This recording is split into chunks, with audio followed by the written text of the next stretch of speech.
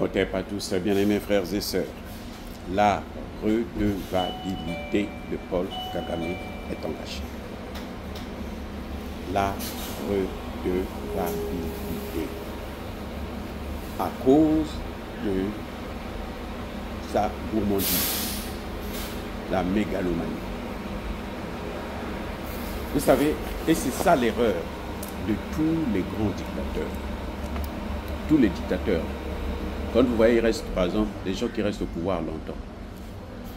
Ils finissent par être balayés du pouvoir parce qu'ils pensent qu'ils peuvent rester au pouvoir à vie. Et ça, c'est un problème. Ouais, c'est un problème. Vous ne pouvez pas penser que un pays qui vous appartient à vous tous, que vous pouvez le garder pendant longtemps, ou bien un autre pays, vous pouvez le dominer comme Kagame. Il a pris goût de torturer les Congolais, de maltraiter les Congolais. Il est même arrivé jusqu'à dire, moi, s'il y a le choix entre faire la guerre et puis quitter la RDC, je ferai la guerre. Ah bon? Mais la RDC, ce n'est pas le pays de ta mère, ce n'est pas le pays de ton père, ce n'est pas le pays de ton oncle. Comment peux-tu penser que toi, tu vas faire la guerre parce que tu ne veux pas quitter la RDC? Il n'y a pas de guerre. C'est grave. C'est une question existentielle. Donc moi, mon existence, là, si je n'ai pas la RDC, je ne peux pas vivre. Et Dieu n'aime pas ce genre de défi. Les amis, vous allez voir que la plupart des gens, quand ils vont vous dire, quand on parle par exemple d'un leader qui a commis une erreur grave, il va dire, je ne démissionnerai pas. Vous allez voir, finalement, il va finir par démissionner. Kagame a dit qu'il ne quittera pas la RDC. Or, les Occidentaux, les mêmes qui l'ont mis là, lui avaient donné une occasion en or pour sortir de la blanchie.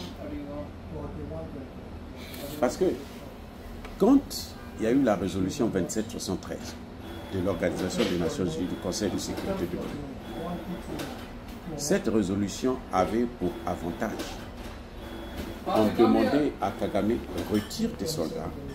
Et quand tu retires tes soldats, maintenant, ça entraînerait automatiquement l'impunité totale.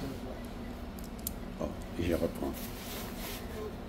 La résolution 2773 était une résolution qui apportait derrière cette résolution l'impunité de Paul Kagame. C'est-à-dire qu'on n'allait plus dire que Paul Kagame, tu es responsable des gens qui sont morts dans le Kivu, les 18 millions de gens que tu as envoyés au repos éternel. Ça n'allait pas être évident puisque Tshisekedi lui-même n'a jamais posé ce problème. Tshisekedi n'a jamais posé ce problème. Et oui, il dit on va négocier, on va régler le problème par la négociation à l'africaine et tout. Mais les Nations Unies sont au-dessus de l'Afrique. Les Nations Unies ont pris une résolution. On lui dit retire tes troupes. Comme ça, la paix va revenir en RDC. C'est vrai que les Occidentaux sont des menteurs. Les Occidentaux, quand ils veulent te détruire, ils te baratinent. Ils te bercent. Ils te font croire que tu es bon, tu n'as rien à te reprocher et tout. Tu es un ange. Et puis après, quand tu baisses la garde, ils te massacrent. C'est ce qu'ils ont voulu faire avec Poutine. C'est ce qu'ils veulent faire avec l'Iran. C'est ce qu'ils ont fait avec la Libye. C'est ce qu'ils ont fait avec Saddam Hussein en Irak. Oui, on te dit, on t'utilise, ce sont les mêmes qui t'utilisent. Et après, ce sont les mêmes qui te détruisent. L'arbre sur lequel tu es monté, c'est par cette même arbre-là que tu vas redescendre. Oui. Donc, Kagame, le fait d'avoir refusé de retirer ses troupes de la RDC, il a défié l'univers. Il a défié Dieu. Parce que ses bourreaux voulaient ses maîtres plutôt, voulaient lui donner une possibilité de sortir les mains propres. Et vous savez maintenant de quoi on parle? On parle de la redevabilité, c'est-à-dire que la justice doit se faire. Que Kagame signe ou que Kagame ne signe pas, la justice doit être rendue aux Congolais qui sont passés de l'autre côté, ceux qui ont rejoint leur société, par la faute de Kagame. Ça, c'est très important. Hein? Si Kagame avait écouté, avait mis à exécution la résolution 2773 de l'ONU, on n'allait pas parler de la redevabilité. On allait, ça dit que même si on allait parler de ça, ça allait attendre ou bien ça allait être vraiment un autre président après Tshisekedi. Mais il a défié les Nations Unies. Il a défié l'univers, il a défié le monde entier. Il a défié ses maîtres. Vous voyez, quand il a insulté « Go to hell », allez-y vous faire enculer. C'est un défi. Et qu'est-ce que ça entraîne? Les conséquences d'un défi. Mais c'est que les autres aussi se préparent et puis ils viennent frapper. Voilà ce qui est en train de détruire, ce qui va détruire Paul Kagame. C'était une aubaine. Maintenant, ce qu'il fait, c'est qu'il envoie Kabila. Il croit que la meilleure tactique pour lui, c'est d'envoyer Kabila venir prendre la paternité du mouvement. Et puis, c'est lui qui envoie les soldats pour Kabila. Ça ne peut pas arranger l'affaire, puisque Kabila lui-même, aujourd'hui, Jean-Pierre Mbemba vient de démontrer que, il est rwandais. Nous le savons depuis longtemps, mais on a prêché dans le désert à ce sujet. Vous voyez, il y a un grand historien de la RDC, du Congo, qui avait démontré ça et tout, mais même à l'Union européenne, il y a des députés qui en parlaient. Maintenant, là, ce que le Congo doit faire, et je conseille justement le président Tshisekedi d'aller dans ce sens-là le plus rapidement possible, c'est de lui enlever cette nationalité congolaise. Parce qu'il a été un usurpateur. Il n'est pas congolais, il a menti qu'il est congolais. Alors, il faut lui enlever cette nationalité. Oui. Donc, Kagame ne fait que commettre d'erreur en erreur. Parce qu'il croit qu'il a le pouvoir absolu. Parce qu'il a pris goût de maltraiter un peuple.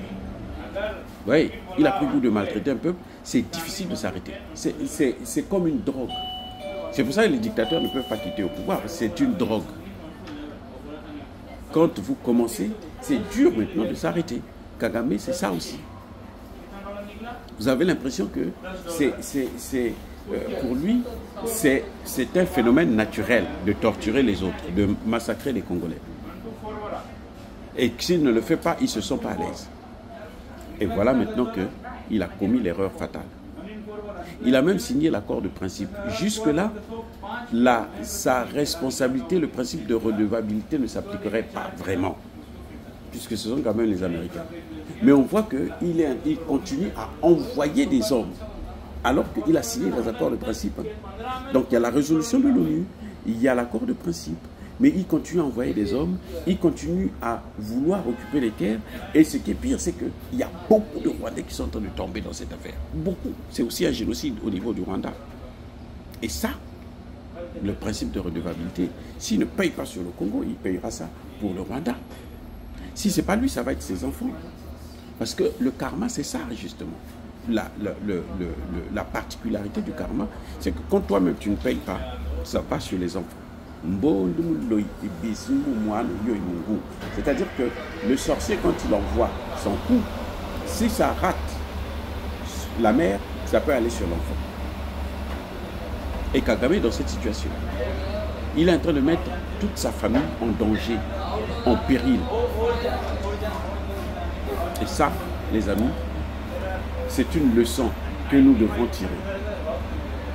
Et vous allez voir que la plupart des dictateurs, ils tombent dans le même piège.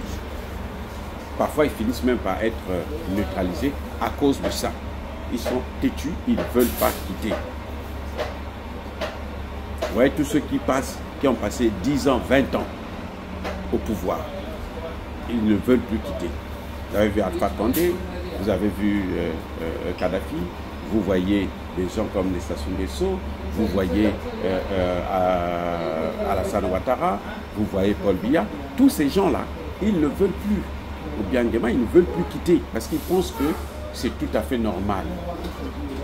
Et cet esprit-là, de ne pas être capable de surmonter son ego, et puis laisser la place aux autres, parce que ça vous appartient à vous tous. Tu ne peux pas t'en accaparer comme ça pendant 40 ans. C'est de génération en génération que tu sacrifies, surtout à ne rien faire. Parce que si encore vous prenez le pouvoir pour faire quelque chose de bon, ça peut se comprendre. Mais vous prenez le pouvoir pour détruire le monde, ben, ça n'a aucun sens. Ça va vous détruire. Soyez bien.